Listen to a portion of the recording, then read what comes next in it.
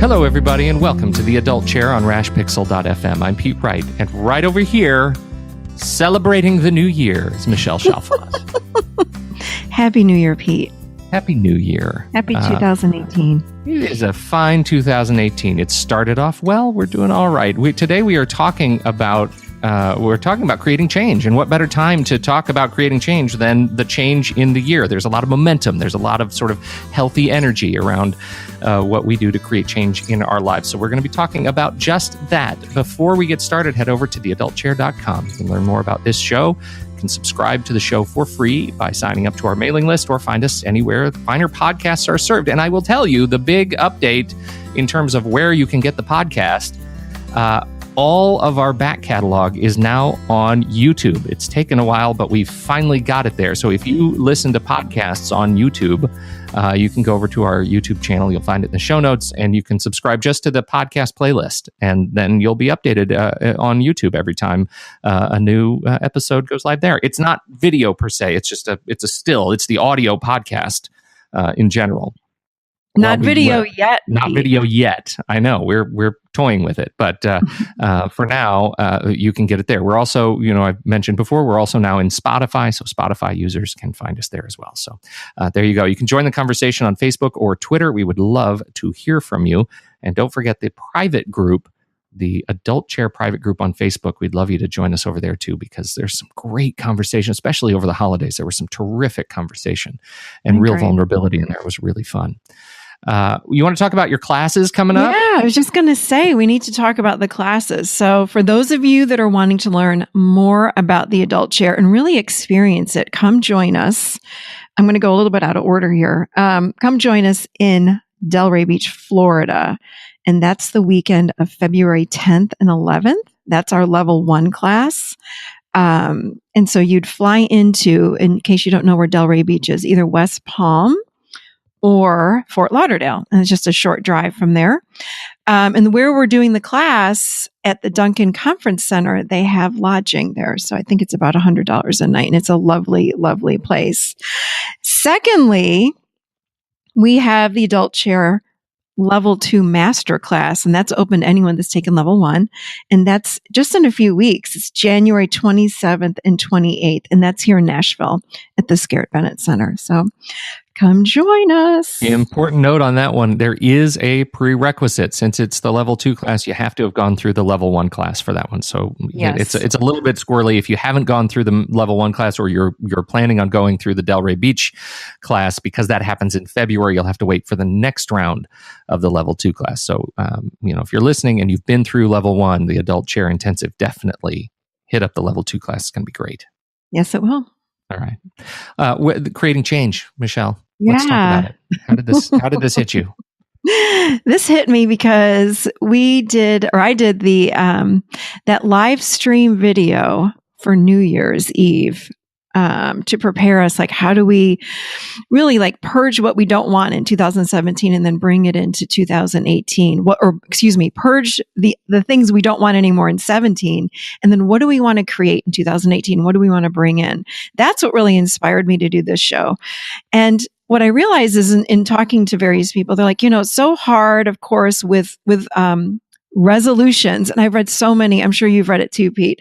People fall off their wagon with their resolutions by the middle of January. So probably a lot of people have already even stopped.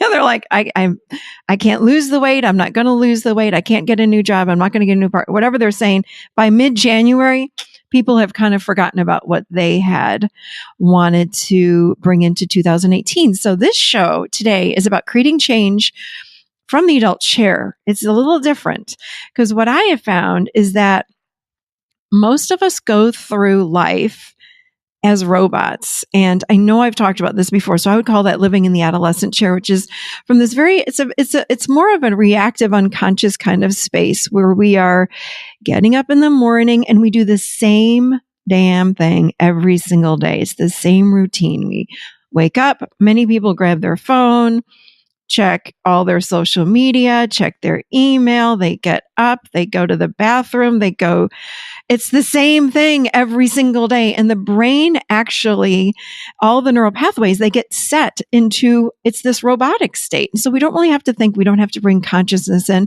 but yet we live this way every day, yet we want change to happen. We want new things to come into our lives. So this is how we're going to do it. We're going to do it from the adult chair today.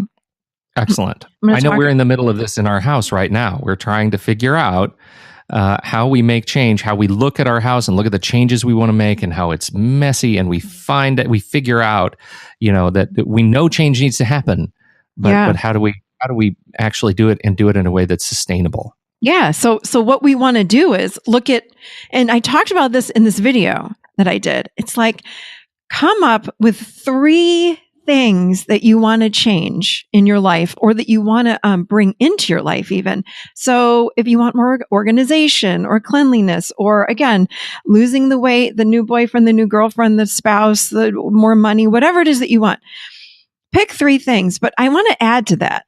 Pick 3 things from your adult chair. So how do we do that? We want to sit quietly, whether it be in meditation or right after, or journaling or something like that, where you're in a very centered space.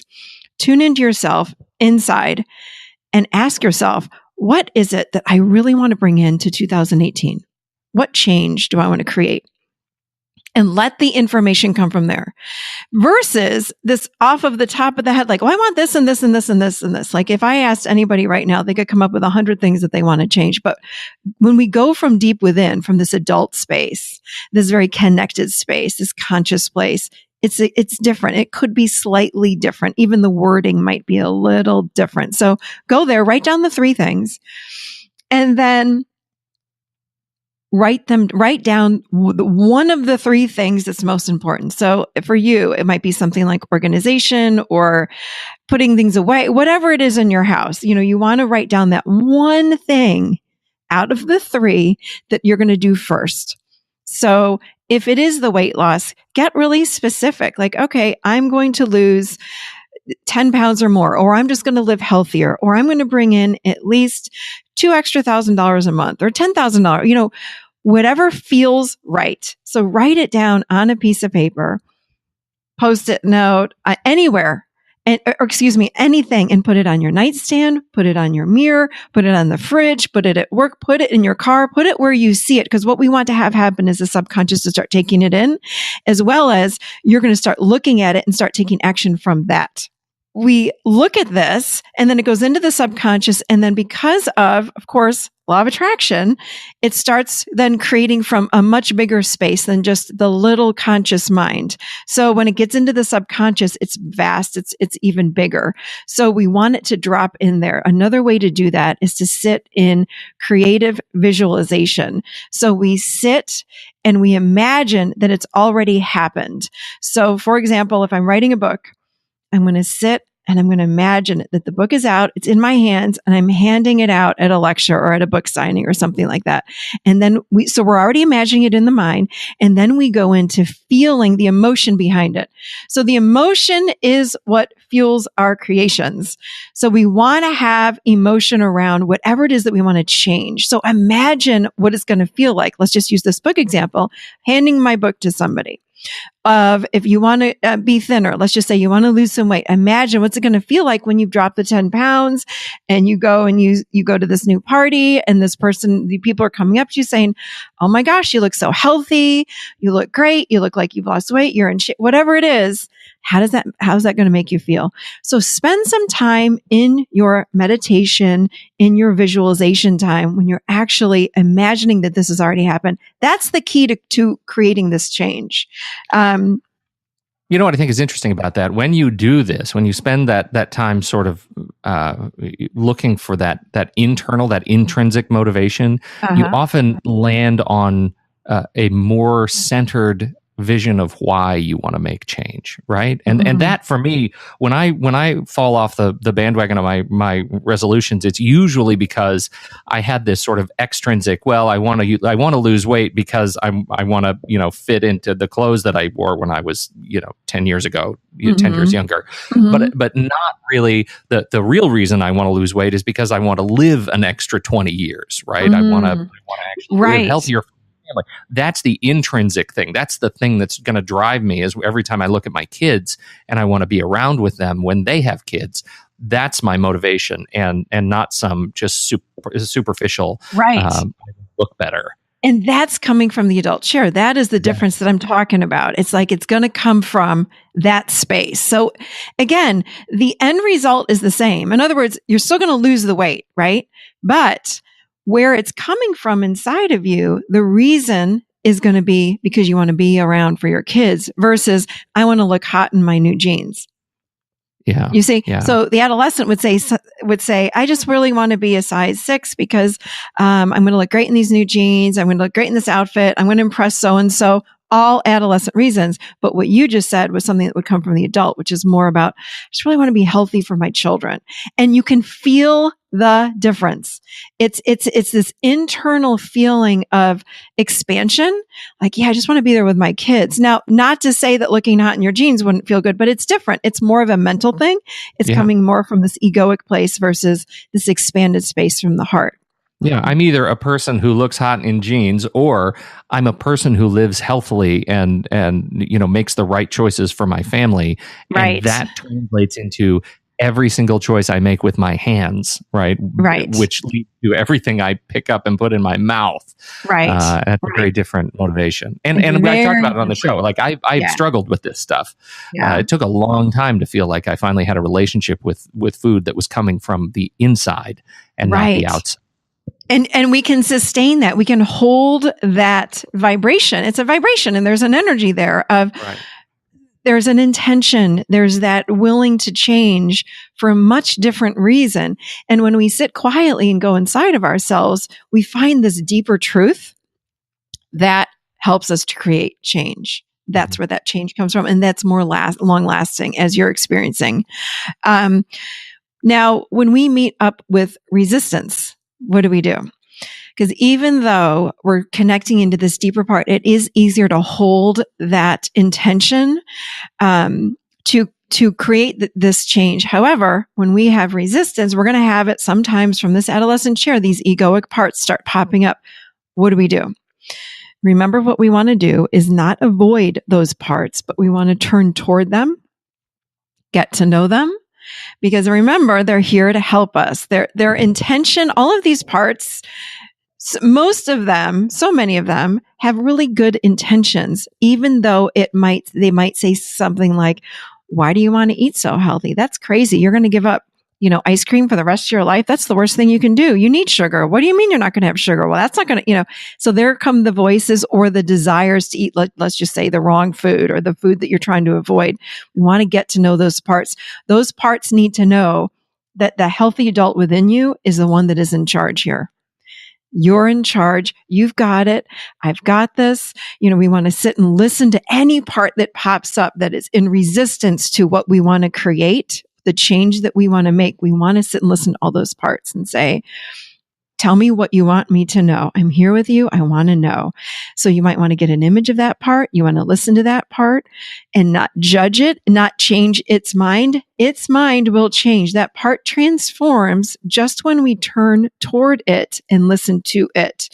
And then when it knows that you're here listening and that you're in charge, that's when then it transforms and the resistance then fades away. This is good stuff because this is what causes you to fall off the bandwagon, right? Yes. You don't, when you look at the resistance and you flee. And no, well, what happens is we look at the resistance happens and then we lose ourselves. We leave our adult chair and we point then towards this adolescent chair and we let that part take over and win. Right. It's like, hold on a second. I want to hold my ground and remember who I am.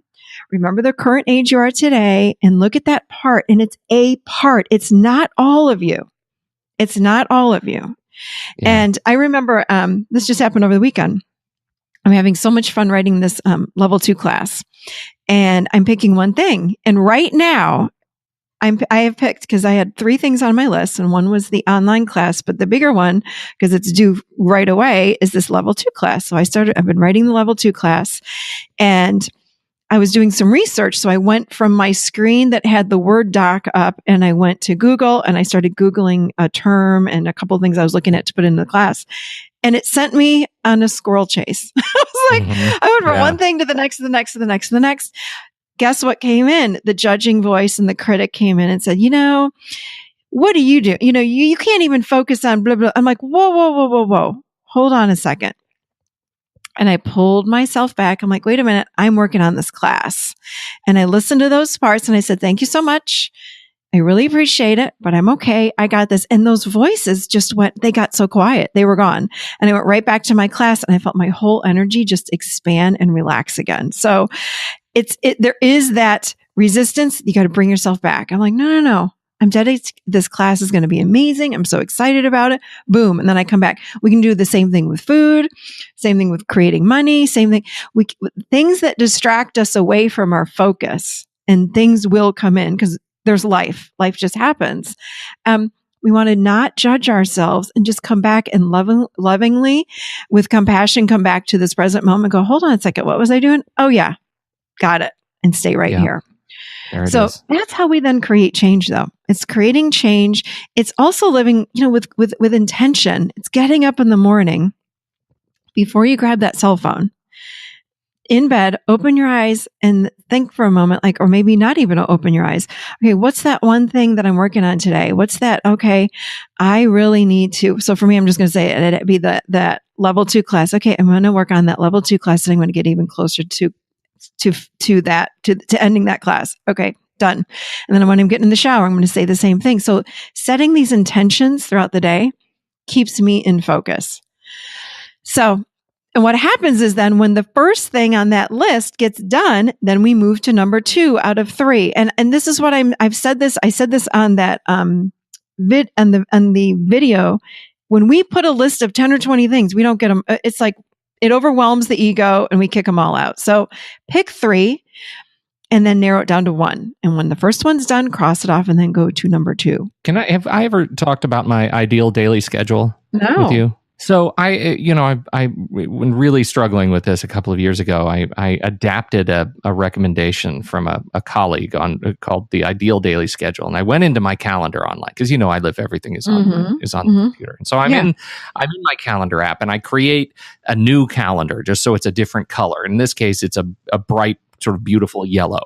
And every single minute of the day is accounted for. So, for example, I wake up at 6 a.m. and that's structured as family time, Monday through Friday.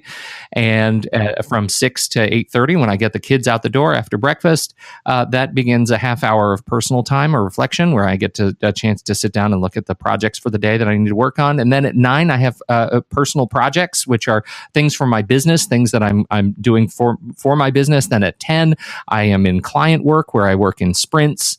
And so you can see throughout the day, all the way through family time in the evening where I'm cooking dinner, and then personal time begins at 8. And then at 9, I have sleep because I value sleep. And ideally, if I'm working at my best, I'm in bed reading a book and ready to go to sleep to rest my body until I wake up the next day. And I built this calendar. So when you activate this calendar on my app, it is completely full of yellow. Every single minute is accounted for on this calendar. And so most of the time it's turned off. I don't look at it, but occasionally I'll turn it on and overlay it with my work calendar, and I'll see, how well am I doing? How well am I living to the objectives that I had set in this calendar? How well am I using my time in a way that I believe really suits me? And if I'm way off, then I'll revisit that calendar. And but generally, I find that I'm right on it, and I'm actually using that calendar as a way to motivate, to find that motivation for that intrinsic motivation to use my time effectively and appropriately and motivationally. Right? It energizes me to see that I know when I'm going to do do the things that I'm going to do. And I'm coming out of the New Year, a holiday, Christmas and New Year's is chaos. And so this week I have a chance to reflect and go back into, what am I going to do to get back into alignment and make sure that I'm doing these things right. The ideal daily calendar for me feels like calendaring from the adult chair.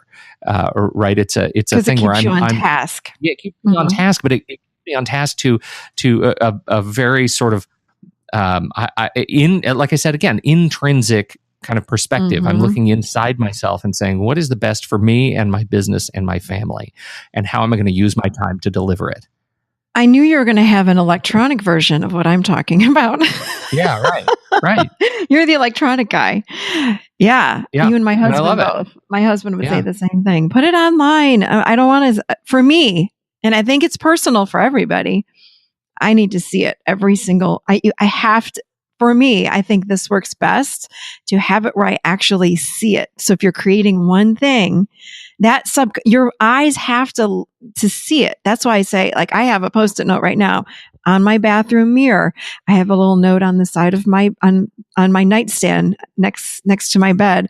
I have one in my office on my desk, because I need to see it throughout the day.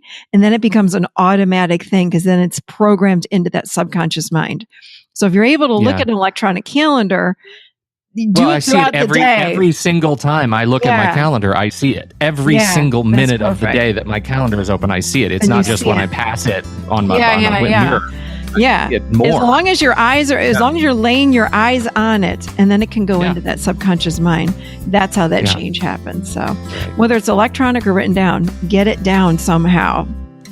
This is good stuff, Michelle Chalfant. Good stuff. Use it to make change in your life. Any closing thoughts or final points? Did we forget anything? No, I think we're good. We got it. We're in good shape. Thank you, everybody, for downloading and listening to this show. Happy New Year. Welcome to 2018. We hope it is a stunning and successful year for you, and look forward to bringing you lots and lots of thoughts on this very podcast. Thanks, everybody. On behalf of Michelle Chalfant, I'm Pete Wright. We'll catch you next week right here, seated firmly in the adult chair.